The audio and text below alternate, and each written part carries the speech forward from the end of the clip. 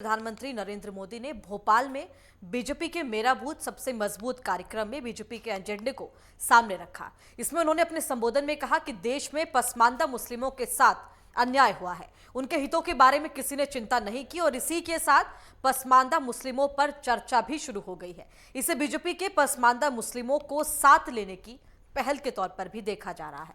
देखिए रिपोर्ट।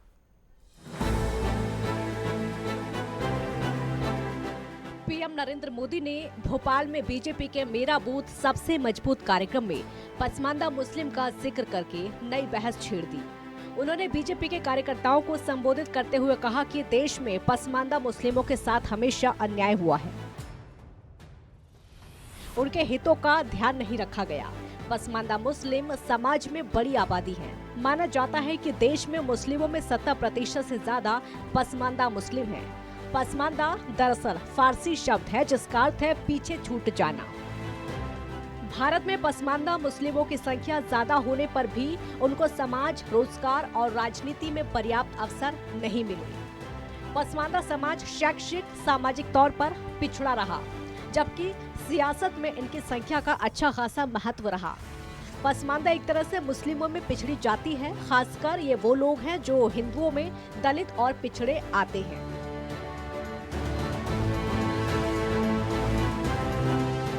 लेकिन उन्होंने परिस्थितियांवश अपना धर्म बदल लिया, उन्हें पसमानदा कहा गया। भारतीय सियासत में पसमानदा मुस्लिम शब्द का सबसे पहले इस्तेमाल पूर्व सांसद अली अनवर ने किया था। उन्होंने बिहार में ऑल इंडिया पचवारा मुस्लिम महज संगठन बनाया था। इसमें पसमानदा मुस्लिमों को एकजुट करने की कोशिश की थी। उन्होंने इस पर एक किताब लिखी थी। उनका मानना था कि पसमानदा मुस्लिमों में बड़ी राजनीतिक ताकत है, लेकिन उसका केवल इस्तेमाल किया गया, उसके हितों के लिए कदम नहीं उठाए गए। उन्होंने 2006 में राज्यसभा का सदस्य बनने के बाद यूपी में भी पसमानदा मुस्लिमों को एकजुट करने के प्रयास किए, लेकिन पसमानदा मुस्लिम अपने आपसी बिखराव और संगठित ढांचा न होने से अपने हितों के लिए एकजुट नहीं हो पाया। इसके विपरीत बिहार में इसका कुछ असर दिखा। अब उत्तर प्रदेश की सियासत में इसका प्रभाव धीरे धीरे दिखने लगा है।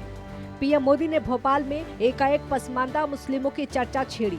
गुजरात में सीएम रहते हुए हैदराबाद की बीजेपी राष्ट्रीय कार्यकारिणी में नरेंद्र मोदी ने यूपी में पसमानदा मुस्लिमों को एकजुट करने की बात कही थी।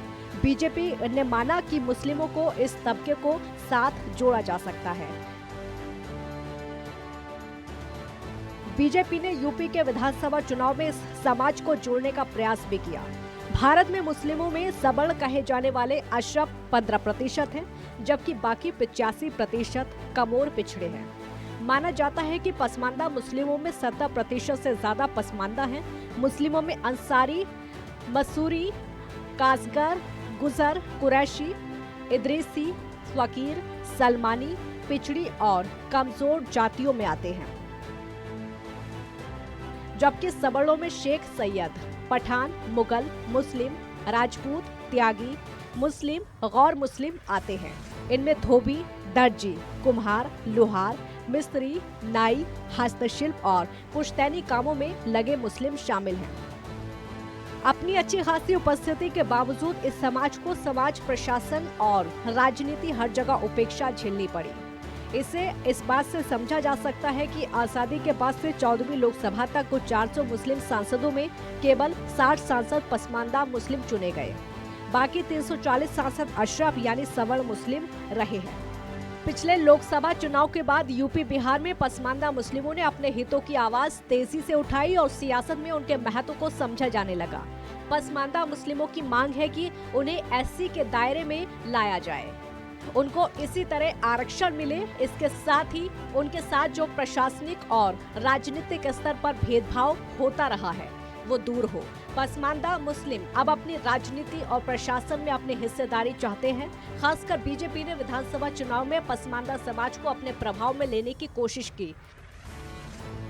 बीजेपी ने सहयोगी पार्टियों के जरिए पसमानदा समाज को टिकट भी दिलवाए। साथ ही एक बड़े कदम के तौर पर यूपी में योगी मंत्रिमंडल में मोहसिन रजा की जगह दानिश अंसारी को मंत्री बनाया गया। दानिश अंसारी पसमानदा समाज से आते हैं।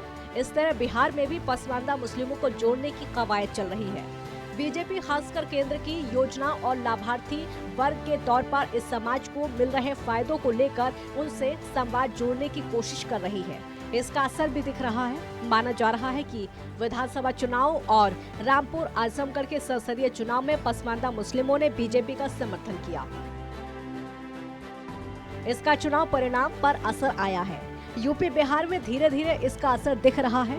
उलेमा मिल्लत काउंसिल के बरेली के मौलाना तोहिर ने बयान दिया कि उन्हें केंद्र से इस बात की अपेक्षा है कि पसमानदा मुस्लिमों के हित में कदम बढ़ेंगे।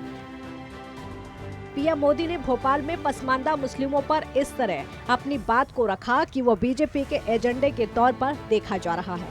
उन्होंने स्पष्ट करके कहा कि भारत में वोट बैंक के चलते पसमानदा मुस्लिमों के साथ भेदभाव होता रहेगा। News desk, network 10।